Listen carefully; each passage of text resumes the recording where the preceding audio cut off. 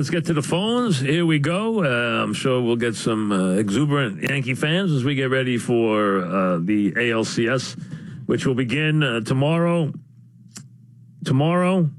Saturday, Monday, 8 o'clock, Tuesday, Wednesday. We don't know times yet, depending on what goes on with the NLCS, and then back.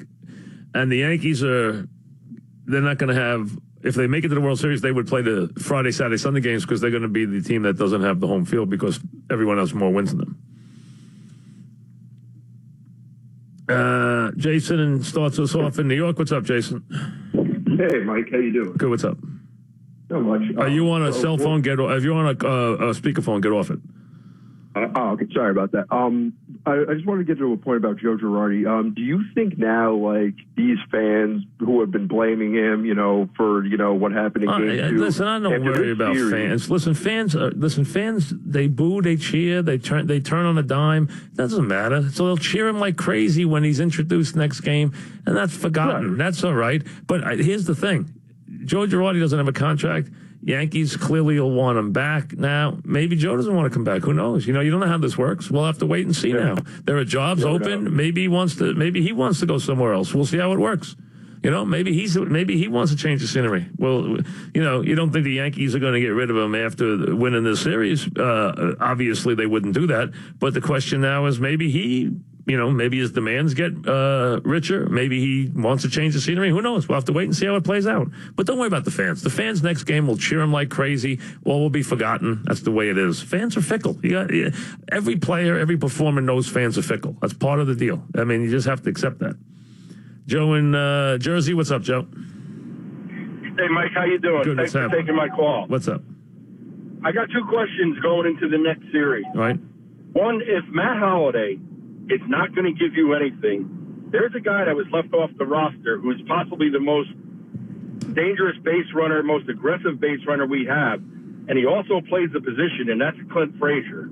Well, now, I don't know what's going on. He's not a great base runner. And he's not going to play much. But Holliday's going to DH. First of all, he's going to be in the lineup the first game, because you're playing Keuchel. And I think once the Yankees got nothing out of the DH, zero. They got nothing out of the DH the whole series. So I think now Holliday can take over and be in the DH. If he gets off to a good start, if he has a good game one, Joe will ride him. He'll ride him right through the whole series. The guy's a professional hitter. I think he's got to get a lot of work in the next couple of days. I think he's got to get a lot of extra batting practice in today. I think he's got to get ready to go, and I think he's in the lineup tomorrow for Game 1 against Keuchel. And I think if he has a good game, he's in the lineup every day as the DH. I think he can steal the DH right now, right down the line. Here's the interesting questions for the Yankees. Now, starting rotation, you figure it's going to be Gray, Severino, Tanaka, you want home Game 3, CC 4. That figures to be your 1, 2, 3, 4. The question is, what do you do with Betances? You going to give him a spot even though, are you going to use him? Are you going to give him a spot and not use him? I mean, what do you do with Betances? That's really a big issue right now is Betances. You saw yesterday, Joe streamlined his pen really tight. Really tight. Robertson into Chapman and good night. I mean, that's it. I don't think Betances has a role. That's a big question. But I think you'll see Holliday for sure in Game 1. And like I said, if he gets off to a good start, he'll get himself some. He's going to get some ABs in the series, but maybe he gets himself a lot of ABs in the series. John in Secaucus, what's up, John? Hi, how you doing, Mike? First time, up? long time. What's up? Thank you for taking my call. Yep. I just have a quick question. Do you think the CC should have been out there starting the fourth, because he gave you 4 solid innings. Wait a second. You're trying to tell me you wanted to take him out before the 5th inning? No. He came up in the 5th, if I'm correct, and then he had one out, and then the guy got on. So the guy's been unhittable. He's pitched almost a perfect game. He's struck out 9, and you want to take him out after 1 hit? No. I mean, come on. Listen, the game worked out fine, okay? I mean, listen, did he go a batter too much for CC? Yes, maybe. But CC had earned it. He had earned it, and he didn't get hit hard. The 2 base hits to right field were not hit hard. A little dunker down the right field line, then a regular bouncer through the right side. It wasn't like he got ripped, okay? I mean, it's unbelievable. And here's the thing. Same guys, if you took CC out and the bullpen imploded, they'd be on Joe for taking CC out. That's how it works. Lindor hits a home run there. Why didn't you let CeCe finish the inning? That's what you would have got, because that's what happens. If it works, hey, of course, I would have done the same thing. And I knew Robinson was going to throw the double play ball, but if Robinson gives up a 3-run jack there, what did you bring him in the game for? That's what fans do. Sully in Holtzville, what's up, Sully? Hey, Mike, how are you? What's happening? We discussed the house money discussion last week, and you're 1,000% right. Everything from this point forward is bright and rosy, and let's just have a lot of fun here. Well, they are having a lot of fun. I want to go a different way on this a little bit, Mike. I want to paint the picture of how rosy the future actually is. We've had offensively ineffective years from Headley, Ellsbury, and Frazier. And we've had but listen, Sully, we can discuss next year. I mean, let's discuss right now what's going on now. I mean, no one needs to discuss next year. We got all winter to discuss next year. Well, what I'm talking about is we all know the future's rosy. We all know they got a very good nucleus, but baseball changes on a dime, as everybody knows. It can change on a dime. Or you have an injury, you have something happen. So you take it 1 year at a time. But yes, right now they have a very promising future. There's no question. Absolutely. Right. We have 3-4 guys right now that are what's his name? The left. Yeah, they're good players. Holiday. Yeah, absolutely, they got good players. They have good young players. We all know that.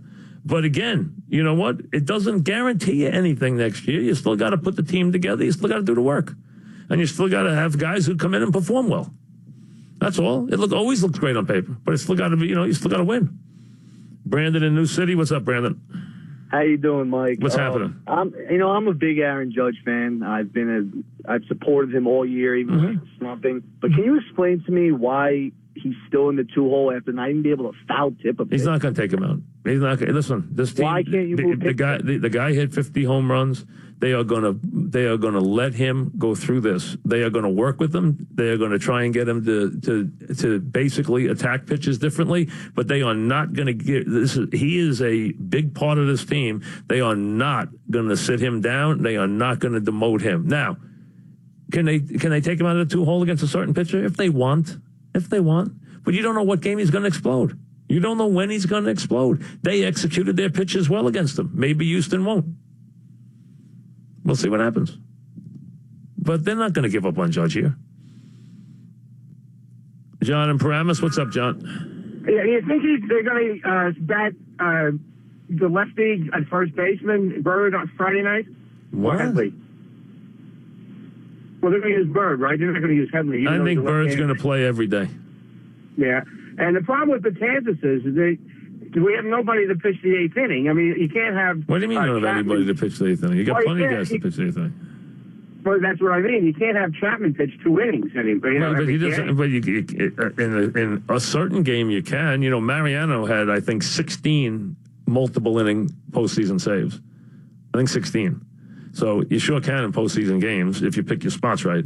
Number 2, they have multiple guys to pitch innings. Right now, they can't go to Betances. I want to see if Betances is on the postseason roster. That's what I want to see. Chris joins us. What's up, Chris? Hey, good day, Mike. Love the show. Thank you. What's happening?